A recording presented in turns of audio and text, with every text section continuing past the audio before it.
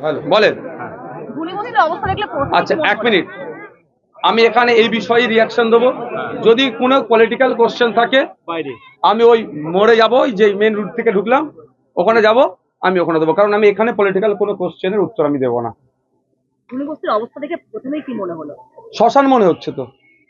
এখানে মানুষজন যে প্রাণে বেঁচেছে, কারো দুর্ঘটনা ঘটেনি, এটা সৃষ্টিকর্তার কাছে লাখো শুকরিয়া যে মানুষ প্রাণে বেঁচে গিয়েছে, কিন্তু আর কিছু নাই, ধ্বংস হয়ে গিয়েছে।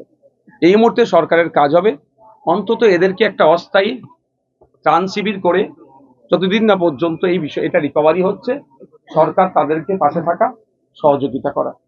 সরকার তো পুনর্বাসন দেবে না বলছে বলে একটা অভিযোগ উঠছে, তার জন্যই কি আগুন লাগলো সেটাও একটা প্রশ্ন উঠছে।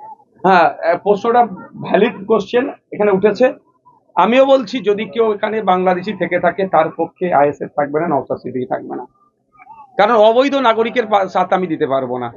আমি মনে করি এখানে বৈধ নাগরিক আছে, এরপরে যদি অবৈধ নাগরিক থেকে থাকে তাহলে কাজ হবে এখানকার যারা সুবুদ্ধি সম্পূর্ণ মানুষ, লোকাল প্রশাসনকে জানানো।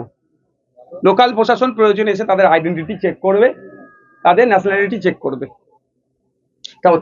তার সাথে আগুন লাগানোর কোনো সম্পর্ক আছে বলে মনে করছি না।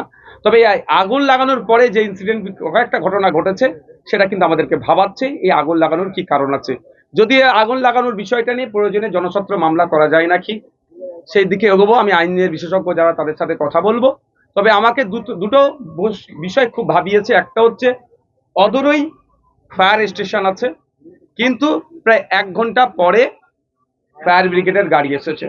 দ্বিতীয় হচ্ছে ফায়ার ব্রিগেডের গাড়ি আসার পরে নাকি এখানে ওই যে পানি ক্লিয়ার করবে যে নলটা নাকি কারা কেটে নিয়ে চলে গিয়েছে, আর সবকটা নলই কেটে নিয়ে চলে গেল। আবার পাম্প মেশিনটা নাকি খালে ফেলে দিয়েছিল আর নলগুলো কেটে নিয়ে চলে গেছে। তাহলে ভয়ঙ্কর অভিযোগ, এটাও তদন্ত সাপেক্ষ, তদন্ত হওয়া দরকার। এর পিছনে রহস্যটা কি? আপনি যেটা বলছেন, বারংবার উনি অভিযোগ করছেন যে পরপর 3বার অগ্নিকাণ্ডের ঘটনা, এখানে কোনো এই 3বার অগ্নিকাণ্ড অন্তর্ঘাতের।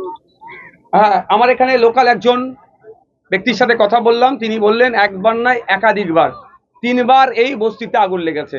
এটা একটা নাটকের ব্যাপার না, এটা জোক নয়, এটা একটা অত্যন্ত গভীর রহস্য থাকতে পারে। অন্তর্ঘাত কি উচ্ছেদ কি সিম্প্যাথি নিয়ে একাধিক বিষয় কিন্তু থাকতে পারে, সেটা তদন্ত সাপেক্ষ। তবে যেটাই হোক না কেন, যদি ইচ্ছাকৃতভাবে এই আগুন কেউ লাগিয়ে থাকে সে কিন্তু ছাড় পাবে না। সে সিম্প্যাথি নেওয়ার জন্য হোক, আর অন্তর্ঘাতের কারণে হোক বা উচ্ছেদের কারণে হোক, আমি 3টে বিষয়ই বলছি। Thank you. হ্যাঁ, চলো, পলিটিক্যাল যা রিয়াকশন আমি ওখানে